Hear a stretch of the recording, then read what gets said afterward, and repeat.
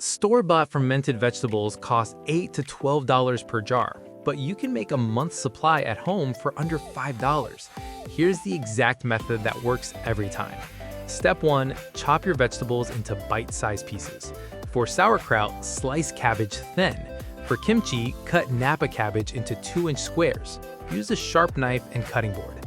Step 2. Salt your vegetables generously, about 2 to 3% by weight. For 1 pound of cabbage, use 1 tablespoon of salt. Massage the salt in for 2 minutes until liquid releases. Step 3. Pack vegetables tightly into a clean glass jar. Press down firmly so the liquid rises above the vegetables. The brine must cover everything completely. Step 4. Keep vegetables submerged using a weight. A smaller jar filled with water works perfectly. Cover the jar loosely with a cloth, not a tight lid. Leave at room temperature for 3 to 7 days. Pro tip: don't seal the jar tight. Gas builds up and needs to escape. Taste daily starting on day 3.